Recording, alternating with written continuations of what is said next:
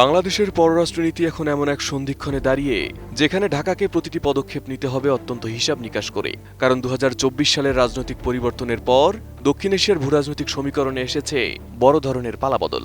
বদলে গেছে পুরনো বন্ধুত্বের হিসাব, তৈরি হয়েছে নতুন কূটনৈতিক বাস্তবতা। আর সেই বাস্তবতায় বাংলাদেশ এখন শুধু একটি রাষ্ট্র নয়, বরং বিশ্ব শক্তিগুলোর কৌশলগত আগ্রহের অন্যতম কেন্দ্রবিন্দু।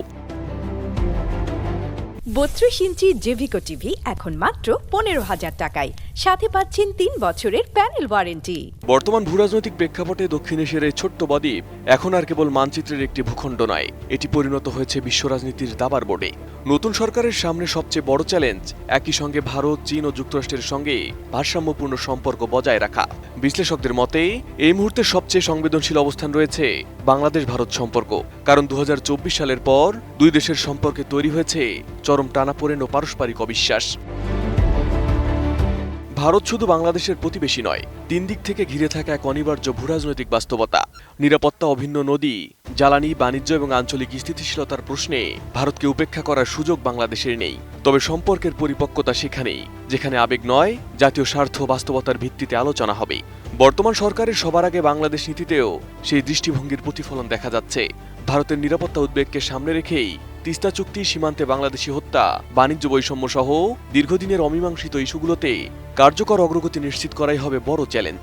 বিশ্লেষকদের মতে দিল্লিকে বোঝাতে হবে বাংলাদেশের সমৃদ্ধি ও স্থিতিশীলতাই ভারতের দীর্ঘমেয়াদী নিরাপত্তার অন্যতম ভিত্তি। তবে সেই সম্পর্ক হবে পারস্পরিক স্বার্থ ও সম্মানের, কোনো আনুগত্যের নয়। অন্যদিকে অবকাঠামো উন্নয়ন, শিল্পায়ন ও প্রযুক্তিগত অগ্রগতির ক্ষেত্রে বাংলাদেশের জন্য চীন একটি গুরুত্বপূর্ণ অংশীদার। যখন অনেক পশ্চিমা অর্থায়ন বিভিন্ন শর্তের বেড়াজালে আটকে যায়, তখন চীন দ্রুত বাস্তবায়ন ও বড় অঙ্কের বিনিয়োগের প্রতিশ্রুতি দিয়ে এগিয়ে আসে। তবে বিশ্লেষকদের সতর্কতা, এই সহযোগিতা যেন ঋণের ফাঁদ বা একমুখী নির্ভরশীলতার ঝুঁকি তৈরি না করে। চীনের সঙ্গে বাংলাদেশের সম্পর্ক হওয়া উচিত পুরোপুরি অর্থনৈতিক ও উন্নয়ন কেন্দ্রিক।